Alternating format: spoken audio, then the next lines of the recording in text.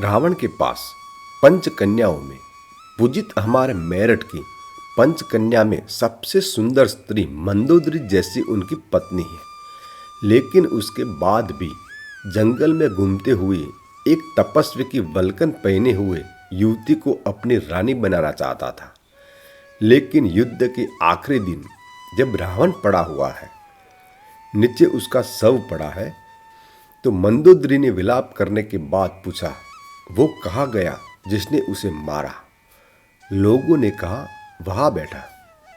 समुद्र के किनारे शाम ढल रही है, सूरज डूबने वाला है। रघुवंशी राम उदास एक पत्थर पर बैठे हुए हैं। इतने रक्तपात क्यों हुआ? दुखी है राम लाशों को देखकर। एक व्यक्ति के कारण यह सब हुआ। निर्दोष लोग मरे हुए देखकर राम उदास है। मंदोदरी गई। सेनापति खड़े हुए उनको रोकने के लिए, लेकिन देखा कि माता मंदोदरी आ रही है तो सभी वानर हट गए। पीछे से पहुंच चिंताग्रस्त राम ने अचानक एक स्त्री की छाया देखी जो पैर के आसपास आ रही है। राम सचेत होकर उठे कि मैं आपको प्रणाम करता हूं। इस निर्जन रण क्षेत्र में आप कौन हैं?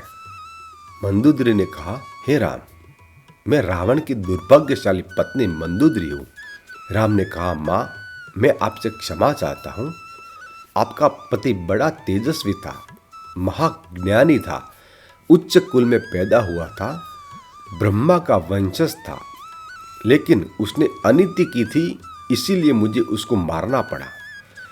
मैं आपके शोक के लिए क्षमा चाहता हूं। मैं आपके दुख को समझ सकता हूं। मंदोदरी ने कहा, मैं इसीलिए नहीं आई कि मैं तुम्हें घोचूं। राम ने पूछा, फिर किस लिए आई है मां? मंदोदरी ने कहा, मैं देखने आई थी कि जिसने पूरी दुनिया पराजित कर दी, जिसने तेरे वंशज मांधाता तक को स्वर्ग में जाकर चुनौती दे दी, जो कुबेर को कालर से पकड़ के नीचे ले आया, इस महापराक्रमी को हराया किसने? ऐसा उसमें क्या था जो मेरे पति में नहीं था? तो राम ने पूछा कि मां, आपको पता चल गया है? पता चल गया, आने से पहले ही पता चल गया। राम ने पूछा, क्या अंतर है मां? बोले, राम, मेरा एक पति था जो मेरी जैसी सुदर्शना होते हुए भी तेरी पत्नी चाहता था। एक तू है कि पीठ पर से भी परिस्थिति की छाया पड़ी है तो उठकर खड़ा हो गया है। यह उसमें और तुझमें अंतर है।